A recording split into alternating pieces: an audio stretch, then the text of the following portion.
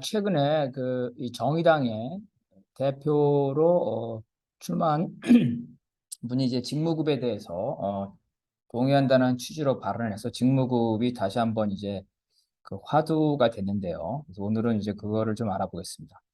오늘 내용은 제가 이제 민주일반연맹은 주로 이제 그 비정규직 노동자, 무기직 노동자 이렇게 대해서 이 직무급을 저지하는 투쟁에 나름대로 이제 이거 성공을 했고 또 그러면서 계속 직무급 투쟁을 하고 있는 것입니다.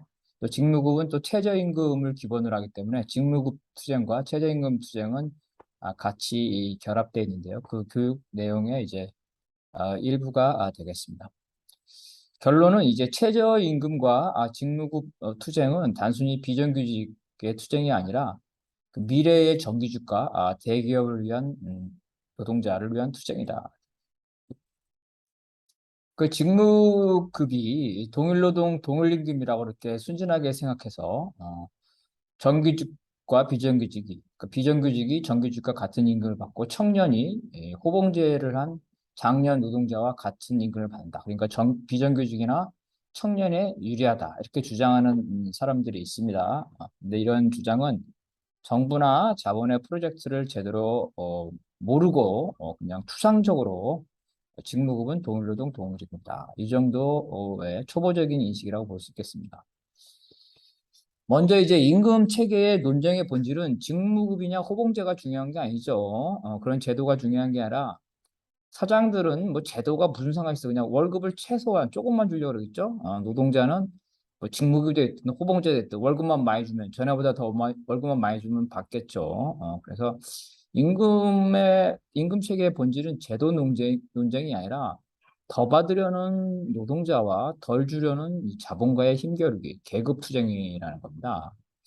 그래서 이 직무급은 뭐냐면은 총 임금을 직종에 상관없이, 이건 직종에 상관없다는 거는 정규직이나 비정규직에 상관없이, 청년이나 장년 노동자에 상관없이, 또 단순 사무직이나 단순 육체 노동자나 뭐 전문직에 상관없이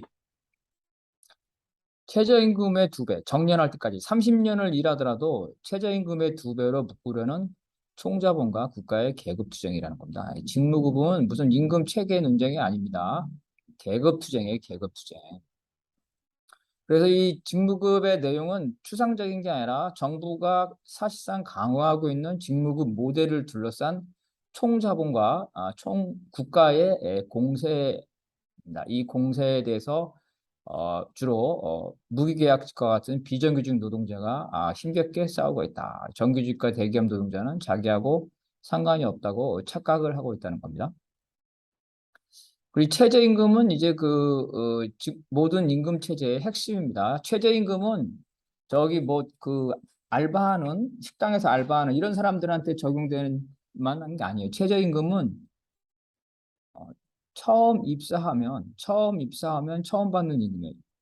지금 새로운 노동시장, 신규 채용되는 데서는 대부분 이 최저임금이 1호봉이 되고 있습니다. 즉, 최저임금은 모든 월급의 기본급의 기준이 된다는 거예요. 기본급의 기준. 그래서 열악한 사업장은 최저임금 자체를 보는 거고 또 좀 나오면 뭐 최저임금의 1.5배 이런 식으로 최저임금은 모든 임금의 기준이다. 호봉제나 직무급에 상관없이 모든 임금의 기준이기 때문에 최저임금 문제는 전체 노동자의 주장이다. 예를 들어서 민주노총 제가 정치국장을 했었는데 민주노총 정치국장한테 최저임금 받았어. 최저임금. 무슨 말이냐면 1호봉 민주노총에 들어가면 1호봉이 최저임금이에요. 거기에다가 1년씩 나이가 먹으면 거기서 이제 나이에 따른 그 호봉이 적용되고 직급이 있겠죠. 어쨌든 최저임금은 기본 베이스다. 민주노총 그 상근자한테도 적용되는 기본 베이스고 앞으로 모든 그 정규직 대기업까지도 신입사원은 이 최저임금을 기준으로 해서 적용하려는 게 국가와 자본의 프로젝트입니다. 그리고 이제 그 호봉제와 직무급의 차이인데 호봉제는 나이가 먹으면 청년보다 그 장년이 생활비가 더 많이 들죠. 그래서 자연스럽게 임금이 올라가는데 직무급은 그게 아니라 시험을 봅니다. 시험. 자격 시험을 보죠. 자격 시험. 심지어 최근에 논쟁이 됐던 게 뭐냐면 아니 화장실이나 아니면은 청소하는 노동자에게 영어 시험을 보게 만들어요. 영어 시험. 음. 그러면 왜 시험을 보냐? 그러면은 자동적으로 이 호봉이 올라가면은 사용자가 통제할 수 없죠. 이 사용자 기준에 시험을 봄으로써 사용자 자기 마음대로 선택할 수가 있는 겁니다. 내 말을 잘 듣는지 안 듣는지 너 업무하고 상관이 있든 없든 간에 영어 시험 봐야 돼. 그러면 거기에 따라야 돼. 따르지 못하면 승급이 안 되죠. 그래서 노동자를 노예로 삼기 위해서 이러한 승급 제도를 하고 있습니다. 그다음에 차별적인 성과급으로 노동자들을 분열시키죠. 그래서 말 잘 듣는 사람한테는 더 많이 주고 말 안 듣는 사람한테는 덜 주고 승급이 못 올라가는 거죠. 그래서 노조를 분열시켜서 탄압하는 이러한 수단이 바로 직무급이라는 겁니다. 그래서 이제 직무급 반대 투쟁은 지금 현재 공공 부분에 비정규직을 중심으로 해서 직무급이 먼저 도입되고 있는데 이후에 정부의 입장은 야, 동일노동 동일임금이니까 같은 일 하니까 니네 공공부문 정규직에도 적용하겠다는 거예요. 그리고 나서 야 공공부문에도 직무급 동일노동 동일임금하니까 민간 부분에도 적용하자. 그래서 민간 정규직 전 산업에 대해서 직무급을 도입하겠다. 20년이 걸리든 30년이 걸리든 총 자본의 입장에서 장기적으로 전 산업에 직무급을 도입하겠다. 합니다. 결국은 직무급 투쟁은 현재 비정규직, 무계약직의 투쟁뿐만 아니라 미래 노동자이다. 미래의 대기업과 정규직에도 이런 직무급이 도입되기 때문에 이거를 막아내기 위한 투쟁이라는 거죠. 그래서 이거는 바로 비정규직이 현재 투쟁일 뿐 아니라 미래의 정규직 노동자를 위한 투쟁입니다. 그래서 직무급은 정규직 임금을 받는 사람들, 호봉제죠. 이거를 직무급을 통해서 비정규직 수준으로 낮추는 거고, 40대 후반의 노동자들을 20대 청년 노동자의 수준으로 낮추는 겁니다. 동일노동 동일임금이 높은 수준으로 되는 게 아니라 낮은 차원으로 낮게 평준화되는 거다. 근데 거꾸로 직무급이 되면 비정규직이 정규직과 월급 똑같이 받고 청년 노동자가 장년 노동자랑 월급을 똑같이 받는다고 이 거꾸로 생각하는 것은 정말 어리석고 자본의 논리에 속은 것이다. 자본이 그런 논리로 청년 노동자와 비정규직 노동자에 대해서 이 파고 들어오는데 거기에 속아 넘어가는 것이다. 자, 근데 이제 정규직 노동자나 대기업 노동자가 이런 직무급을 현재 찬성할 리가 없죠. 직무로 하면은 임금 수준이 떨어지기 때문에 그리고 노동법상 불이익 변개 금지에 의해서 노동조합의 동의를 받지 않으면 임금 조건을 낮출 수가 없습니다. 그래서 정부는 기존 노동자가 반발하면 그래 니들한테는 적용 안 할게. 그 대신에 새로 들어오는 신입사원과 새로 만드는 사업장에서는 적용할 테니까 니들하고 상관없잖아. 아, 니들은 호봉제로 해서 월급 보장해 줄게. 지금 니들하고 상관없으니까 새로운 사업과 새로운 신입사원에게 대해서는 우리가 적용하겠다. 이렇게 또 노동자들을 갈라치는 겁니다. 그러면은 정규직 노동자, 대기업 노동자, 장년 노동자들은 나는 정년 받을 때까지 호봉제 받으니까 내가 굳이 뭐 나하고 상관없는 싸움이다. 이렇게 생각하는 거죠. 아, 그런데 이제 대기업이나 정규직 노동자도 자기는 정년 때까지 지금 임금 체제를 보장받다 하더라도 결국 대부분의 자기 자식들, 조카들도 다시 또 노동자가 될 텐데 그러한 노동자들이 비록 대기업 정규직 노동자가 되더라도 결국 지금 직무급 투쟁을 막아내지 못하면 최저임금을 중심으로 한 직무급의 미래의 노동자들이 구속당하게 됩니다. 그렇게 되는 거죠. 그래서 이제 임금은 장기적으로 보면은 이제 정규직과 비정규직의 차이를 줄여야 되겠죠. 그래서 이러한 것들을 줄이는 방법은 이제 이 호봉제대를 최대한 유지하는 거고, 그게 최대한 유지하는 거고, 그 투쟁에서 승급제도 갈 때라도 그 승급이 자의적인 것이 아니라 사실상 자동적인 것으로 되면서 자본의 통제가 최소화해야 되는 이런 방식으로 하는 거고, 특히 이제 비정규직의 호봉이나 승급을 정규직보다 가속화시켜서 전체 임금 격차를 해소해서 비정규직의 임금이 현재 정규직의 임금 수준으로 상승하게끔 그런 전략이 돼야 되는 거지. 직무급이라는 이름 아래 정규직의 임금이 비정규직으로 추락하는 그런 상태가 되면 안 된다.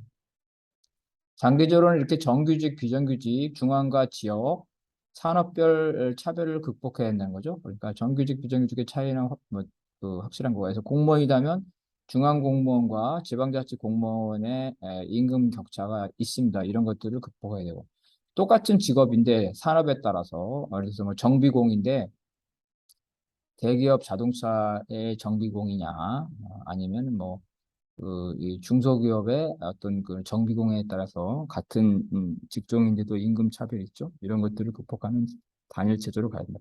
그래서 유럽이나 미국에서도 이제 그러한 그 단일체, 임금 해소를 극복하기 위한 투쟁들이 있어요. 그런데 그 결과가 직무급이냐 연봉제냐는 사실은 순수한 직무급이나 순수한 연봉제는 없고 계급 투쟁에 따라 다양한 모습을 띈다. 다만 흐름은 이와 같이 정규직, 비정규직, 중앙과 지역, 산업별 차별을 극복하는 단일 임금 체제로 나아가려고 하고 있다. 그래서 중앙 공무원이나 지방자치단체 공무원이나 임금 격차를 없애는 것. 근데 그게 낮은 차원이 아니라 높은 차원으로 평준화하는 그런 계급 투쟁이 존재한다는 겁니다. 그래서 그런 계급 투쟁에서 노동자가 실패할 때는 순수한 직무급이나 자본의 통제가 강한 거, 노동자 투쟁이 성공할 경우에는 자동적인 승급제도, 즉 연봉제나 호봉제가 있다는 거죠. 계급 투쟁에 따라서 다양한 모습을 지니기 때문에 단순히 뭐 미국은 어떻다, 유럽은 어떻다 그런 건 현실에 맞지 않다는 겁니다. 그래서 임금이라는 거는 생활임금이죠. 먹고 살 만큼 줘야 되는 거죠. 먹고 살 만큼. 수당을 포함해서 생활임금이 기본이 돼야 되고, 그 다음에 플러스 알파에서 숙련도라든가, 그 다음에 근속이라든가 이런 걸 통해서 자동적 호봉이 되는 게 최대한 좋죠. 그래서 이제 이 승급제도보다는 호봉제도가 자본의 통제에서 더 벗어날 수 있기 때문에 현재의 연봉제, 호봉제가 직무급보다 더 낫다는 겁니다. 그래서 임금은 노동의 재생산 비용이니까 같은 일을 하더라도 그래서 똑같이 그 시내버스를 운전한다 하더라도 20대 중반의 노동자와 40대 후반의 노동자가 생활비, 생계비가 다르겠죠. 그럴 때 같은 일을 하더라도 이 사람마다 달리 받아야 돼요. 그러니까 뭐냐면 동일 노동, 동일 임금은 기본급에 해당되는 거고 수당을 포함한 총 임금은 그 사람이 생활할 수 있을 만큼 줘야 된다. 사람마다 달리 받아야 된다. 그래서 이러한 직무급이 공공부문 비정규직부터 정부와 총자본이 차고 들어오는데 왜 그러냐 그러면 공공부문은 총인건비 그죠? 총액인건비 총액인건비로 법적 장벽이 있죠. 그래서 투쟁을 하더라도 야 국가가 이러한 법 제도를 했는데 우리는 더 주고 싶어도 어쩔 수 없어.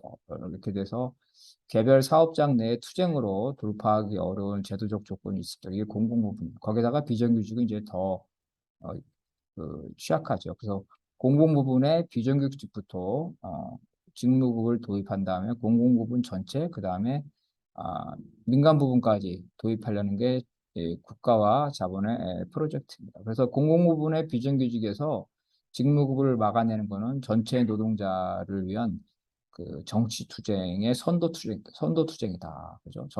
미래의 전체 노동자를 위해서 현재 심겹게 이러한 공공 부분의 비정규직, 무계약직이 직무급 반대를 위해서 투쟁하고 있다는 겁니다. 그래서 이제 유럽의 같은 경우는 복지 제도, 사회적 임금이죠. 주거수당, 뭐 이런 걸 말하는 거죠. 주거수당. 이러한 것들, 교육수당, 이러한 복지 제도가 잘 돼 있죠. 복지 제도가 잘 돼 있습니다. 그러니까, 예를 들어서 그 임금에서 사장님이 주는 임금이 20대 노동자와 50대 노동자가 사장님이 주는 임금이 비슷하더라도 50대 노동자는 이 복지 제도를 통해서 부족한 생활비를 확보할 수가 있어요. 그런데 우리 한국은 뭐 주거수당, 교육수당 이런 게 완비되지 않았기 때문에 노동자들은 자기 생활비를 시장임금, 즉 사장님으로부터 받을 수밖에 없어요. 그래서 복지제도가 구비되기 전까지는 생활비는 시장임금을 통해서 받는다. 결국 동일노동 동일임금은 기본급여만 적용되는 거고 총임금은 라이프 스타일에 따라 달라지는 거다. 40대 후반의 가장에게 부모와 함께 사는 20대 노동자와 같은 임금을 받으려면 40대 가장은 생계를 유지할 수 없다는 겁니다. 총임금은 사장이 주는 월급, 시장임금과 국가나 사회가 주는 사회적 임금, 즉 복지제도가 있는데 한국의 형편없는 사회적 임금을 생각하지 않고 유럽의 사회적 임금, 복지제도가 잘 돼 있는 유럽의 직무급을 모범으로 여기는 것은 이제 우리 현실에 맞지 않는 겁니다. 그럼 왜 이렇게 됐냐면은 이제 대기업, 대공장에서는 사내복지가 잘 돼 있죠. 회사에서 뭐 그 대기업의 같은 경우 보면 회사에서 전세 자금도 융자해주고 집을 사면 대출도 해줍니다. 대학에 들어가면 학자금도 주고 이러한 대기업 정규직 노동자가 사내복지가 잘 돼 있기 때문에 굳이 뭐 사회복지 투쟁에 관심이 없었던 겁니다. 그래서 현재 우리의 그 노동계 대기업 정규직 노동자들이 사회복지 투쟁에 관심이 없다. 사내복지가 잘 돼 있기 때문에. 근데 앞으로 이제 이런 사내복지가 사라진다. 왜? 직무급을 도입하면 모든 수당도 다 폐지하는 게 정부의 그 정책입니다. 그렇게 될 경우에는 이 사장이 주는 시장 임금 가지고 먹고 살아야 되는데 그렇게 되면 살 수가 없죠. 20대와 50대가 같은 임금을 받습니다. 그래서 임금 투쟁은 두 가지예요. 사장으로부터 받는 시장 임금 투쟁과 국가나 사회로 받는 복지제도, 사회적 임금 투쟁을 병행해야 된다. 이 두 가지를 병행하지 않고 사회적 임금 부분을 전혀 생각하지 않고 시장 임금만 보면서 자본가 입장에서 자본가라면 똑같은 일을 하면 똑같은 임금을 줘야겠죠. 자본가 왜 노동자는 기계에 불과한데 A 기계, B 기계가 생산성이 똑같은데 당연히 그 기계한테는 똑같은 임금을 줘야 되죠. 그래서 동일노동, 동일임금, 총임금을 같은 일을 하면 같은 월급을 줘야 된다. 이런 식으로 말하는 것은 사장님의 생각이다. 기본급은 그렇지만 실제 생활비에 필요한 총임금, 수당을 포함한 것들은 사회적 복지제도가 완비되지 않았기 때문에 결국은 사장님이 부담해야 된다. 그래서 이러한 것들을 봐야 되고 그리고 정부의 정부가 실제로 하는 걸 한번 보겠습니다. 그 비정규직 직무급 제도인데요. 최저임금과 비교를 하는 겁니다. 이렇게 보면 잘 보세요.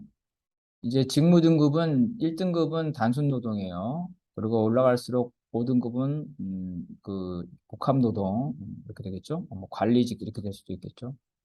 그래서 단순 노동의 경우에는 처음에 입사했을 때 임금이 최저임금입니다. 최저임금. 그래서 한 30년 일했어요. 퇴사할 때 임금이 110%, 10%밖에 안 오르는 거예요. 맥 승급을 하더라도 2%, 4%, 6%, 8%, 10%. 평생 한 직장에 일하는데 이 직무급에서 벗어나죠. 최저임금이 100%라 본다면 6단계에서 가더라도 110%밖에 안 된다는 거죠. 그래서 쭉 가서 이제 5등급에서 봅시다. 5등급에서 보면은 120%, 최저임금의 120%, 1.2배인데 승급을 이런 식으로 막 2년, 3년, 5년, 4년 이런 식으로 쭉쭉쭉 해서라도 퇴직하더라도 최저임금의 1.5배도 안 되는 이렇게 돼서 평생을 일하더라도 임금 상승률이 10%, 12%, 14%밖에 안 되죠. 물론 여기에는 이제 최저임금 자체가 오르면 거기에 따라서 오를 수가 있죠. 그러니까 최저임금 상승분을 제외한 순수한 임금 상승분이 평생을 일해도 이렇게밖에 안 돼요. 최저임금에 묶어두는 정책이라는 거예요. 이게 정부의 표준임금 체제를 기반으로 한 겁니다. 그래서 최저임금 대비 임금 비율을 나타낸 겁니다. 그 현실을 한번 보자, 진짜 현실을. 그래서 중앙행정기관의 공무직 기본급 현안입니다. 현안인데 이거를 보더라도